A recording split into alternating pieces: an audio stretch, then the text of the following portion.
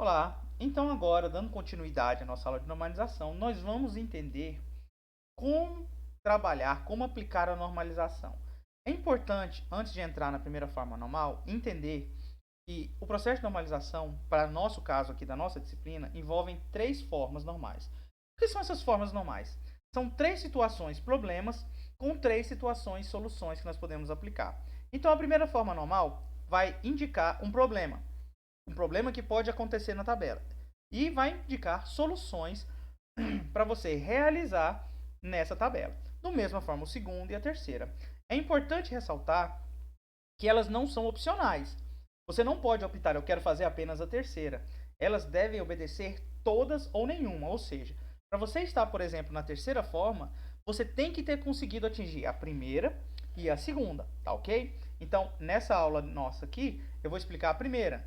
E à medida que a gente for andando, eu vou apresentando os problemas que podem surgir nas outras formas normais, ok? Então, é bem importante entender isso. Outro ponto legal é que se você tem dúvidas, por exemplo, se o seu banco está bem formatado, a normalização é uma prática ideal para você entender se seu banco está correto ou não.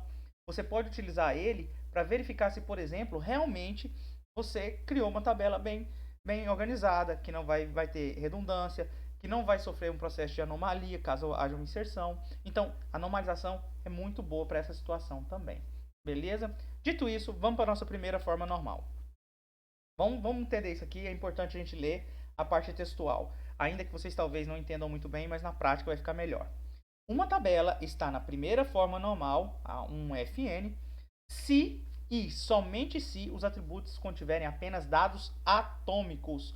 Ou seja, cada atributo pode ter apenas um valor por registro. Professor, o que é isso? Antes de entrar no exemplo, vamos só entender o que são dados atômicos. Dados atômicos indicam que cada informação na coluna deve ser única e não pode ser divisível.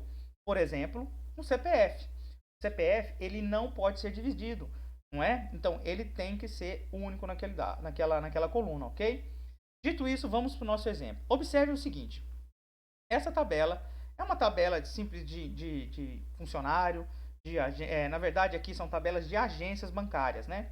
Então nós temos a coluna número de agência, nós temos um endereço, Prudente de Moraes, e nós temos telefones, vários telefones associados a uma agência, tá bom? E aqui apresenta um problema para a gente. Quando a pessoa fez a modelagem no modelo conceitual, muito provavelmente ele identificou que uma agência, isso é a regra de negócio, uma agência poderia ter vários telefones. Ok, isso é perfeitamente entendível e correto. Entretanto, ele no momento de modelar considerou que telefone fosse um atributo multivalorado.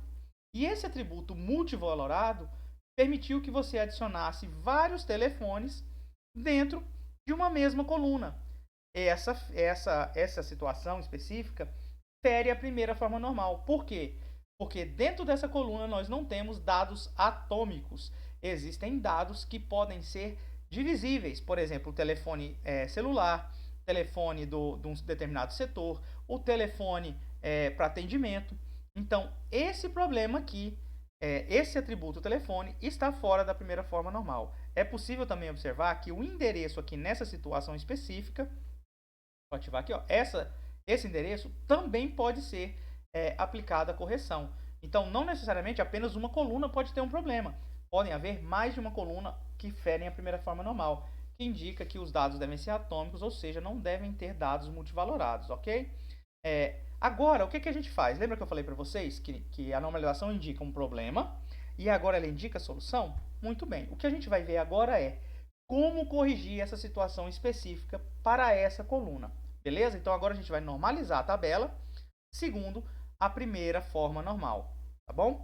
Primeira coisa que você deve fazer, você vai criar uma nova tabela com os dados que estão com problema, tá bom? Então olha lá, o que eu fiz? Eu criei uma nova tabela considerando a chave primária da agência e os telefones. Porém, eu criei para o meu telefone, ao invés de preencher tudo em colunas, eu considerei ele incluindo como linhas. Tá vendo aqui? Então, todos os telefones que estavam aqui, ó, na 1524, passaram a ser registros.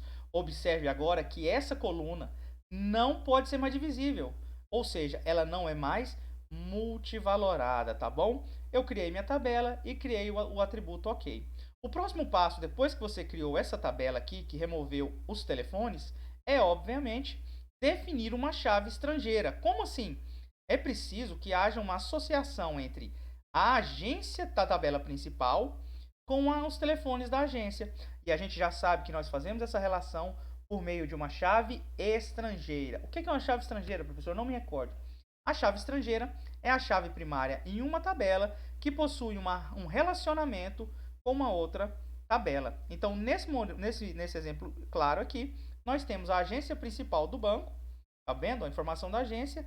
E numa outra tabela, nós temos o número da agência, que é uma chave estrangeira da agência, contendo todos os telefones, ok? Por fim, o que a gente faz? Nós vamos remover o atributo da coluna, tá bom? Então, como é que ficaria a nossa tabela aplicando a primeira forma normal? Nós vamos remover, recapitulando aqui, nós vamos remover a coluna que é multivalorada, vamos criar uma nova tabela para ela, obedecendo a chave primária, transformando ela em uma chave estrangeira, tá ok? Depois que nós criarmos essa tabela, nós vamos corrigir a tabela original, removendo os atributos que são multivalorados. Então, a nossa solução, nós vamos ter o quê? Duas tabelas agora.